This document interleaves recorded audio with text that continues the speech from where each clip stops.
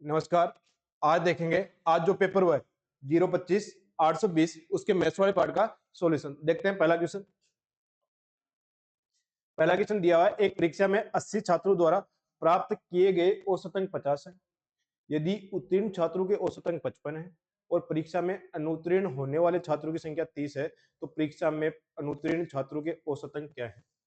देखो, यहां से अगर मैं टोटल मार्क्स निकालूं तो टोटल जो छात्र है वो 80 है और उनका जो एवरेज दे रखा है वो दे रखा है 50। कितना दे रखा है? 50। तो 80 इंटू 50 कितना आ गया? 4000। अब यहां से पास होने वाले उत्तीर्ण छात्रों के औसत है 55। कितने हैं? 55। और यहाँ अनुत्तीर्ण होने वाले छात्र है 30। देखो, 80 में से 30 फेल हो गए तो जो पास हुए हैं वो कितने छात्र है? 50 है। और उनका एवरेज दे रखा है इंटू 55। 50 इंटू 55 ये पास वाले हो गए। तो पास वालों का जो टोटल आया वो कितना है? 2750। अब यहां से अगर मैं फेल वालों का टोटल निकालूं तो टोटल में से पास वाले माइनस कर देता हूँ। 4000 में से 2750 माइनस किया, कितना आया? 1250। अब एवरेज निकालना है तो एवरेज अनुत्तीर्ण छात्रों की संख्या है 30 और यहाँ जो टोटल मार्क्स बचे हैं वो 1250। 1250 में 30 का भाग दिया, एक जीरो से एक जीरो कैंसिल। 125 में अगर मैं 3 का भाग दूं तो 41.66%। कौन सा ऑप्शन है? B option. ये था क्वेश्चन नंबर 51। देखते हैं next question, question number 52।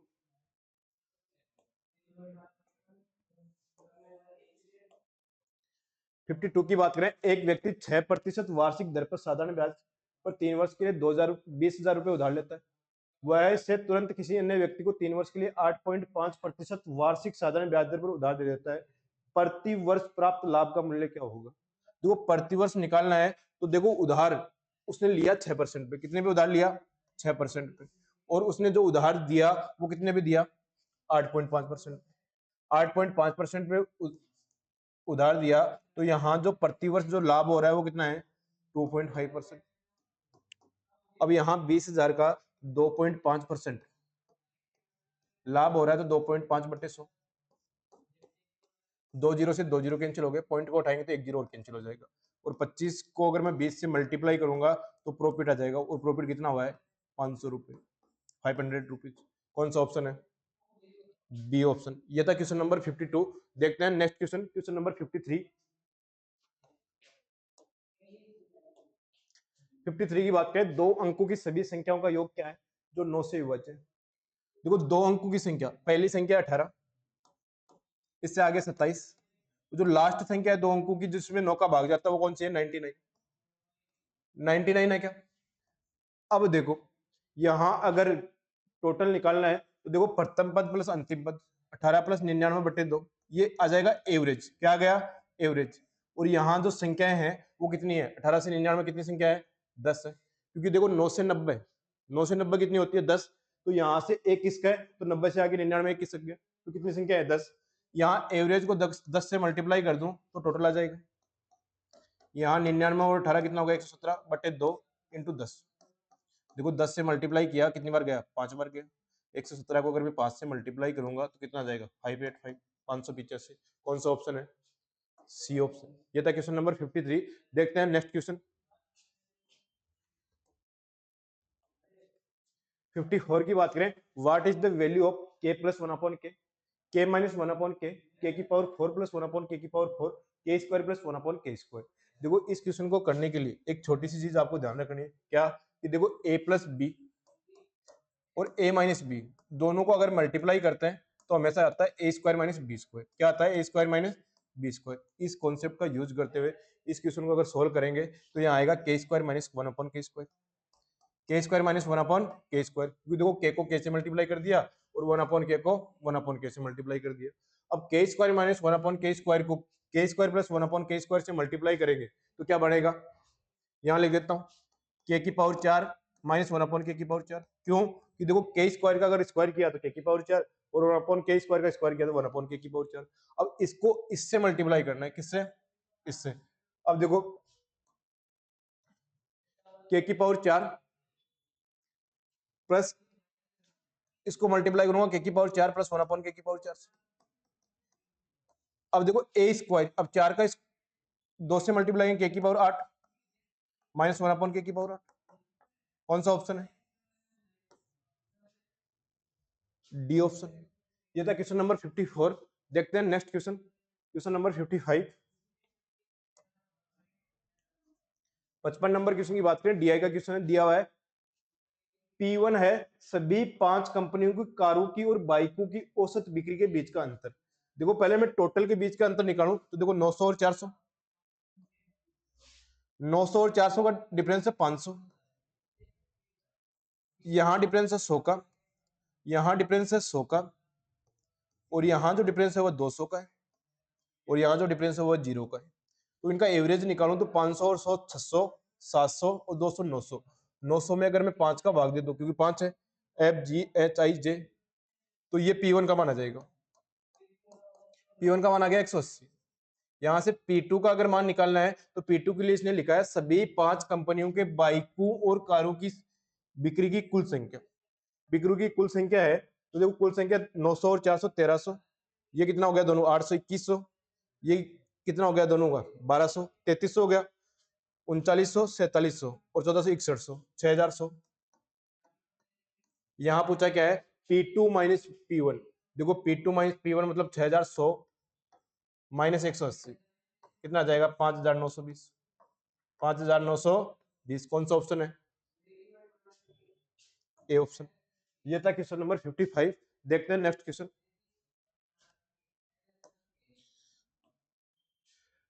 Question number 56 की बात करें, समान क्षमता वाले दो बर्तनों में रस और पानी क्रमशः 3:5 और 3:1 के अनुपात में।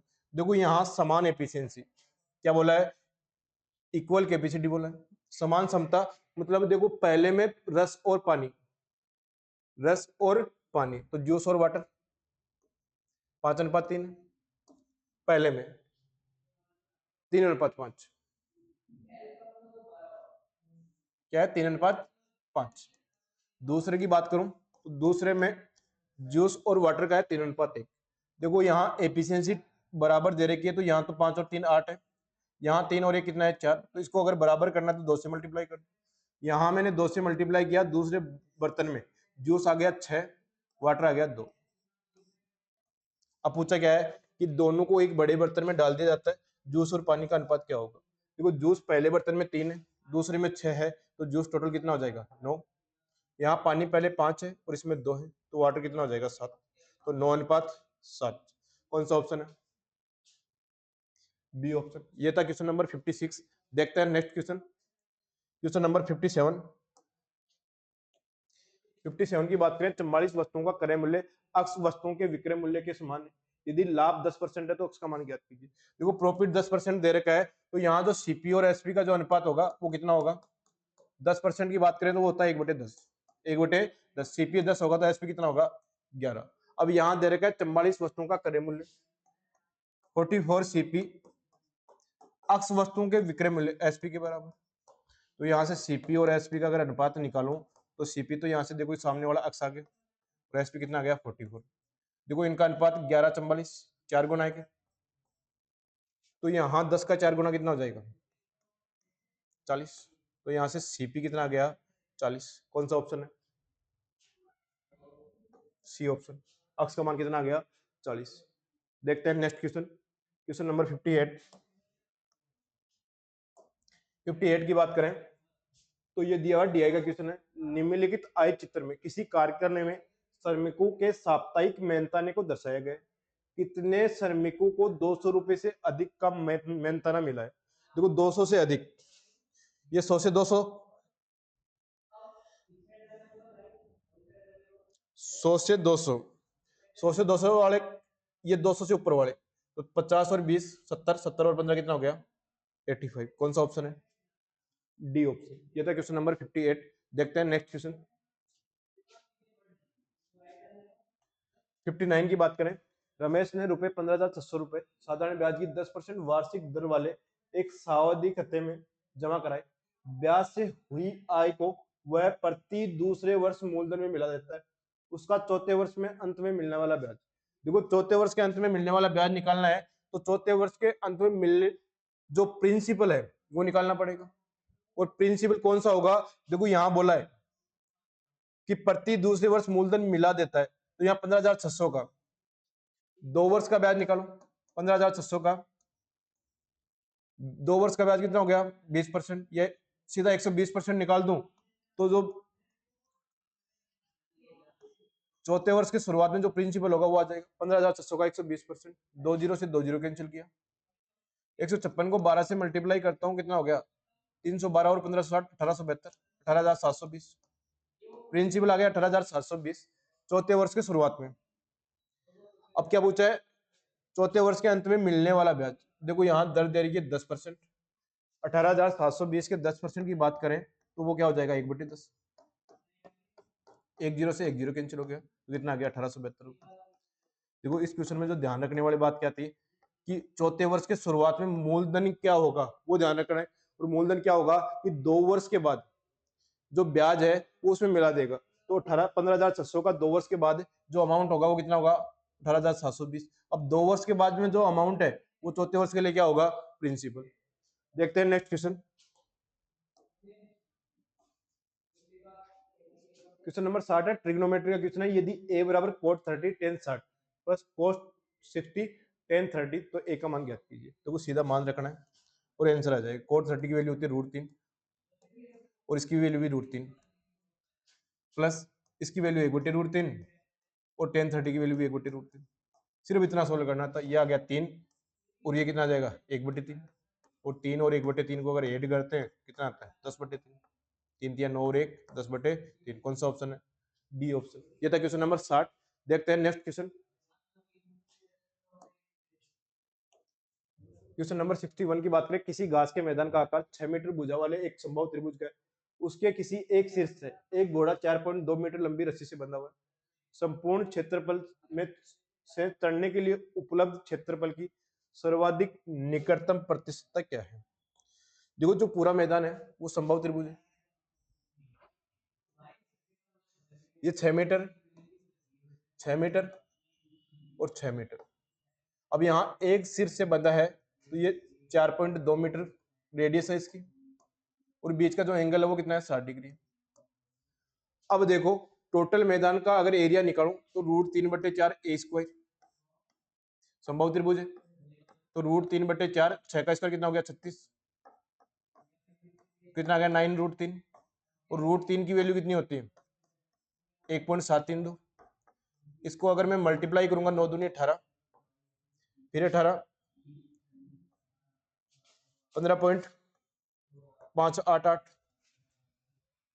15.588, ये आ गया संभव त्रिभुज का एरिया। इसमें जो चढ़ने योग्य भाग है वो है एक त्रिज्यखंड। क्या है त्रिज्यखंड, और त्रिज्यखंड का एरिया मैंने लिखवाया था πr² θ/360। यहां सोल्व कर लेते हैं। πr² θ/360।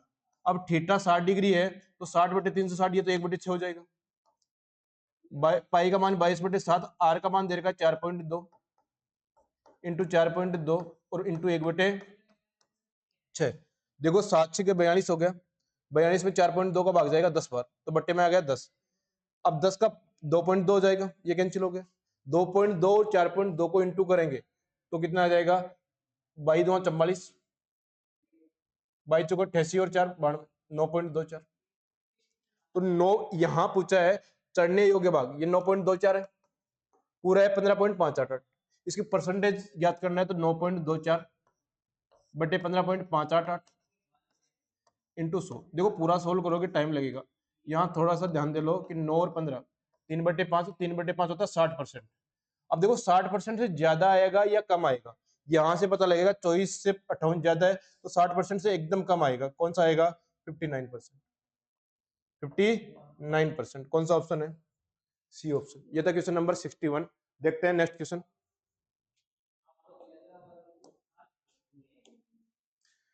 क्वेश्चन नंबर 62 की बात करें, x - 1/x बराबर 4 ज्ञात करना। x की पावर 6 प्लस 1/x की पावर 6। जो x की पावर 6 तक पहुंचने के लिए पहले अपने पास वैल्यू होनी चाहिए x² प्लस 1/x²।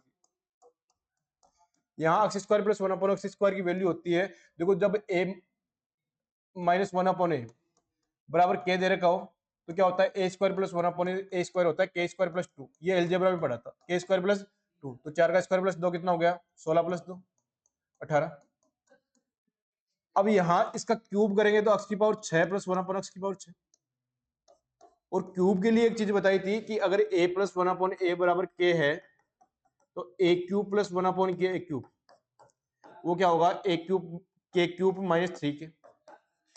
अब यहाँ 18 है, 18 का क्यूब होता है 5832 माइनस 3 गुणा 18, 54 माइनस करेंगे तो 5778, 5778। कौन सा ऑप्शन है? B option. ये था क्वेश्चन नंबर 62। देखते हैं नेक्स्ट क्वेश्चन 63 की बात करें। एक ट्रेन एक स्थान एस से सुबह 10 बजे चलती है और उसी दिन दूसरे स्थान टी पर दोपहर 2:30 बजे पहुंच जाती है, तो इसको कितना समय लगा? 4.5 घंटे। जो समय आया वो कितना है? 4.5 घंटे, 4.5 आवर। यहाँ यदि ट्रेन की चाल 40 मीटर पर सेकंड है तो ट्रेन द्वारा तय की गई दूरी कितनी होगी? देखो यहाँ जो ऑप्शन दे रखे वो किलोमीटर में दे रखे, तो स्पीड को अगर मैं किलोमीटर पर आवर में चेंज करूँ 40 मीटर पर सेकंड को, तो 18/5 से मल्टीप्लाई कर दो, 18/5 किलोमीटर पर आवर। 5 से मल्टीप्लाई करूंगा, 18 इंटू 8 कितना हो गया? 144, 144 किलोमीटर पर आवर। अगर डिस्टेंस ज्ञात करनी है तो डिस्टेंस क्या होता है? स्पीड इंटू टाइम होता है। स्पीड इंटू टाइम होता है, तो 144 इंटू 4.5। इसको सोल्व करेंगे तो देखो 45 का 4 गुना 180, 45 का 4 गुना 180 और 18 कितना हो गया? 98, 648 और पॉइंट लगाना 648.0, 648 किलोमीटर, 648 किलोमीटर। कौन से ऑप्शन में लिखा हुआ है? A option. ये था क्वेश्चन नंबर 63। देखते हैं नेक्स्ट क्वेश्चन 64। 64 की बात करें। एक वस्तु का अंकित मूल्य 480 रुपए था, परंतु दुकानदार ने वस्तु पर 5% का बट्टा दिया। अंत में वह वस्तु को किस मूल्य पर बेचता है? देखो 5% का बट्टा दिया मतलब 1/20, 1/20 मतलब एमआरपी अगर 20 है तो जो जिस मूल्य पर बेचेगा एसपी वो कितनी होगी? 19 होगी, 19 होगी। यहाँ 20 की वैल्यू दे रखी है 480, 480 दे रखी है, तो ये कितना गुना है? 24 गुना है। अगर 19 को अगर मैं 24 से मल्टीप्लाई करूं तो 24 9 में 216, बच गया कितना? 21, 24 और 21 कितना हो गया? 45, 456 रुपए। तो सेलिंग प्राइस आई वो कितने है? ये 456। कौन सा ऑप्शन है? C option. ये था क्वेश्चन नंबर 64। देखते हैं नेक्स्ट क्वेश्चन। क्वेश्चन नंबर 65 की बात करें। त्रिभुज जे के एल की दो माध्यिकाएं जे एक्स और के वाई एक दूसरे को जेड पर समकोण पर प्रतिच्छेद करती है। डायग्राम बनाते जाओ साथ साथ। त्रिभुज जे के एल,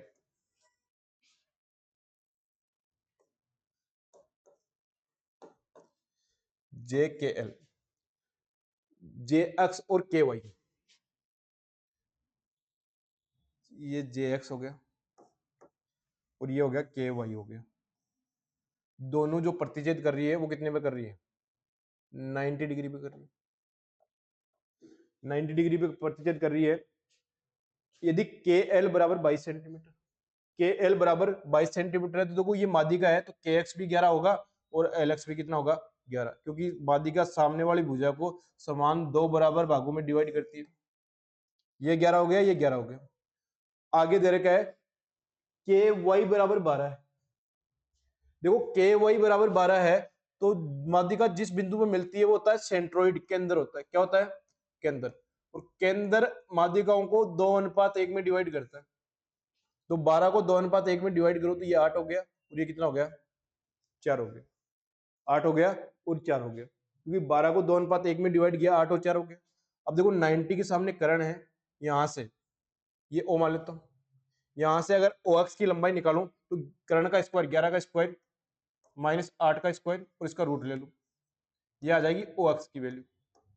121 में से 64 माइनस किया तो रूट 57। अब देखो यहाँ ओ एक्स, जे ओ और ओ एक्स का अनुपात भी कितना होगा? 2:1। अब यहाँ एक की वैल्यू रूट 7 है, पूछा है जे एक्स कितना हो जाएगा? 2 और 1 3, तो 3 की वैल्यू अगर निकालेंगे तो 3√7 और ये किसकी वैल्यू आई है?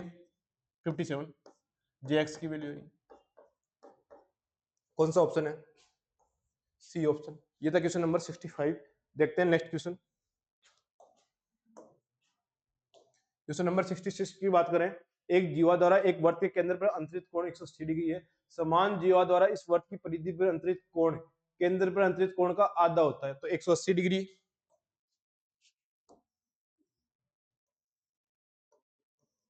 ये अगर केंद्र पे 180 है तो यहाँ कितना होगा? 90 होगा, आधा होगा। ये था क्वेश्चन नंबर 66। देखते हैं नेक्स्ट क्वेश्चन 67। क्वेश्चन नंबर 67 की बात करें, एक दीवार को पूरा करने में अक्ष y से 50% अधिक समय लगता है। तो अक्ष और y के समय की बात करें, 50% अधिक मतलब 1/2, y को अगर 2 समय लग रहा है तो अक्ष को लगेगा 3। ये समय का अनुपात है। एफिशिएंसी का अनुपात इनका उल्टा होता है, 2:3, 2:3। आगे बोल रहा है यदि दोनों मिलकर दीवार को 15 दिनों में पूरा करते हैं। देखो दोनों मिलकर यहाँ एक दिन में कितना काम कर रहे हैं, 2 और 3 5, तो 15 दिन में कितना काम कर देंगे, 15 × 5, ये आ जाएगा टोटल वर्क। टोटल वर्क आया 75। कितना आया, 75। लास्ट वाला लाइन पढ़ो, अक्ष अकेला उसे पूरा करने में कितना समय लगेगा। अक्ष एक दिन में काम कर रहा है 2, पूरा काम करना है 75। अगर समय निकालना है तो 75 में किसका भाग दे दो, 2 का। 75 में अगर 2 का भाग देता हूं तो 37.5 दिन। और ये कौन से ऑप्शन में लिखा हुआ है, बी ऑप्शन। ये था क्वेश्चन नंबर 67। देखते हैं नेक्स्ट क्वेश्चन 68। 68 नंबर क्वेश्चन की बात करें, यदि चावल के मूल्य में 25% की वृद्धि की जाती है। देखो एक फिक्स नंबर मान लो, प्राइस 100 मान लिया। अब मूल्य में 25% वृद्धि की 125, तो चावल की खपत में कितनी परसेंट की कमी की जाए कि चावल पर होने वाला खर्च 40% कम हो जाए। देखो 100 से 40% कम कितना हो गया, 60। अब वापस 60 पे पहुंचने के लिए कितना कम करना पड़ेगा, 65 कम करना पड़ेगा। और कितने से, 125 इंटू 100। देखो 25 से यहां से काटा 4 बार और 25 से यहां से काटा 5 बार, 5 से काटा ये 13 बार, तो 13 चौका कितना हो गया, 52%, 52%। कौन सा ऑप्शन है, डी ऑप्शन। कौन से ऑप्शन में लिखा हुआ है, डी ऑप्शन। देखते हैं नेक्स्ट क्वेश्चन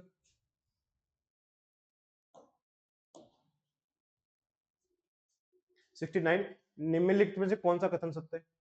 देखो यहां बड़े का निशान लगा रखा है, तो 6 पंजो 30, 11 पंजो 55, यानी जो ये निशान था ये इस तरफ होना चाहिए था, ये तो गलत है। यहां करें 9 पंजो 45, 9 अंटे 72, तो ये निशान किस तरफ होना चाहिए था, इस तरफ होना चाहिए था। तो एक ही ऑप्शन बचा थर्ड। कौन से ऑप्शन में, सी ऑप्शन में। देखो इसको चेक करेंगे, 5 × 5 25, 6 × 4 कितना हो गया, 24। तो कौन सा बड़ा है, इस तरफ बड़ा है, और निशान भी इसी तरफ। कौन सा ऑप्शन आ जाएगा, सी ऑप्शन। ये था क्वेश्चन नंबर 69। देखते हैं नेक्स्ट क्वेश्चन। क्वेश्चन नंबर 70 दिया हुआ है, एक जीवा द्वारा वर्त के केंद्र और दीर्घ चाप पर बने कोणों का योग 180 डिग्री है। वर्त के केंद्र पर बनने वाला कोण कितना होगा। ये मान लो सर्किल है, यहां से वर्त सेम जीवा द्वारा, यहां एंगल अगर 2 थीटा है तो सेम जीवा द्वारा दीर्घ चाप पर जो बना कोण होगा वो इसका आधा होगा, थीटा। और थीटा प्लस 2 थीटा का मान दे रखा है 180 डिग्री। यहां से 3 थीटा की अगर वैल्यू निकालूं तो 180 डिग्री, और थीटा का मान कितना आ गया, 60 डिग्री। अब केंद्र पे जो कोण बना है वो बना है 2 थीटा, तो 2 × 60 कितना हो गया, 120 डिग्री, 120 डिग्री। कौन सा ऑप्शन है, बी ऑप्शन। ये था क्वेश्चन नंबर 70। देखते हैं नेक्स्ट क्वेश्चन 71 नंबर क्वेश्चन की बात करें, 7 सेंटीमीटर व्यास वाले एक ठोस गोले के 2 बराबर भागों में काटा जाता है, इसकी कुल पृष्ठीय क्षेत्र में कितनी वृद्धि होगी। देखो गोले को 2 बराबर भागों में काटोगे तो क्या बनेंगे, अर्धगोले बनेंगे। अर्धगोले बनेंगे तो अर्धगोले का, एक अर्धगोले का टोटल सरफेस एरिया होता है 3πr²। गोले को अगर 2 बराबर भागों में काटते हैं तो अर्धगोला बनता है। अर्धगोले का टोटल सरफेस एरिया होता है 3πr²। और ऐसे कितने गोले बनेंगे, 2 बनेंगे, तो कितना हो जाएगा, 6πr²। 6πr²। आर का मान दे रखा है 7, तो आर कितना हो जाएगा, 7/2। 7/2 व्यास दे रखा है 7 सेंटीमीटर, तो आर हो जाएगी 7/2। 6 × 22/7 गुणा 7/2 इंटू 7/2। देखो 7 से 7 कैंसिल हो गया, 2 से काटेंगे 3 बार और 2 से काटेंगे 11 बार, तो 11 तिया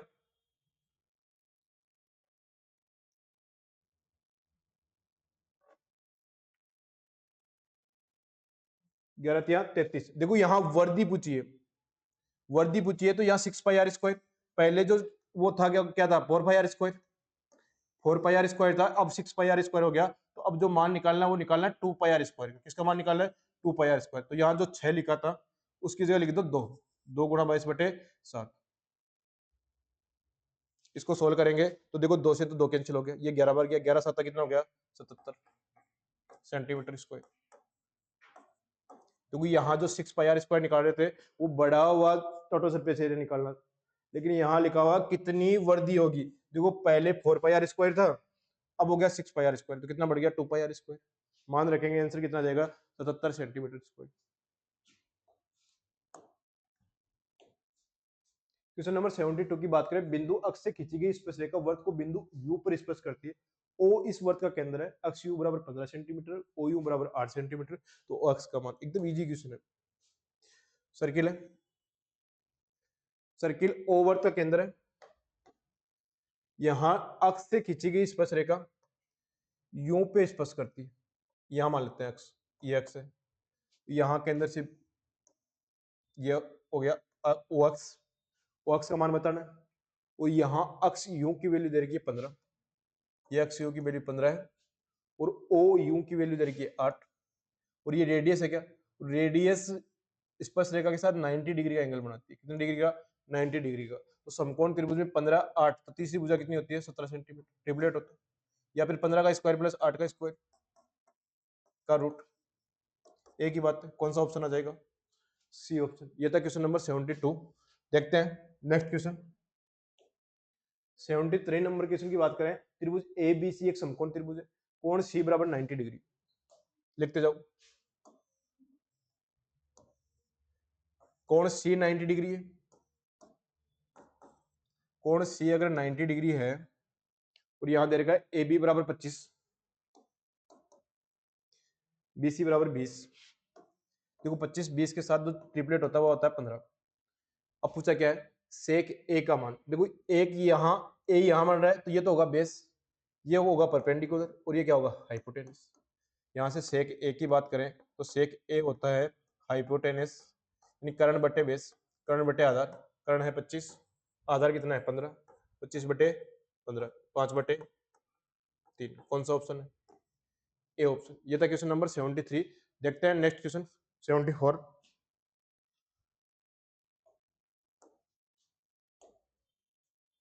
74 की बात करें, tan theta plus sine theta बराबर A, tan theta minus sine theta बराबर बी, तो A square minus B square का मान ज्ञात कीजिए। देखो यहाँ इसको मैं अगर ए मानू, इसको बी मानू, यहाँ ए मानू, यहाँ बी मानू, तो यहाँ पूछा है ए प्लस बी का स्क्वायर माइनस ए माइनस बी का स्क्वायर। एलजेब्रा में इसका मान पढ़ा था, क्या होता है 4ab, यहाँ ए की जगह है साइन थीटा टेन थीटा, और बी की जगह sine theta 4 tan theta sine theta, कौन सा ऑप्शन है, डी ऑप्शन। ये था क्वेश्चन नंबर 74। देखते हैं नेक्स्ट क्वेश्चन, आज के पेपर का लास्ट क्वेश्चन 75। 75 की बात करें, यदि a प्लस बी बराबर 6, ए बी बराबर 4 है, तो ए क्यूब प्लस बी क्यूब का मान क्या होगा। देखो ए क्यूब प्लस बी क्यूब का फॉर्मूला एलजेब्रा में लिखवाया था, ए क्यूब प्लस बी क्यूब होता है ए प्लस बी का क्यूब माइनस 3ab इंटू ए प्लस बी, ये होता है क्या। देखो यहाँ ए प्लस बी की वैल्यू भी है, ए बी की वैल्यू भी है, मान रखो ए प्लस बी, 6 का क्यूब कितना हो गया तो 16, माइनस 3ab, 4 तिया 12, 12 6 72, 216 माइनस 72 कितना आ गया 144। तो क्वेश्चन नंबर 75 को सोल्व किया और आंसर क्या आ गया, डी ऑप्शन। ये था आज का पेपर। ठीक है, आज के लिए इतना ही।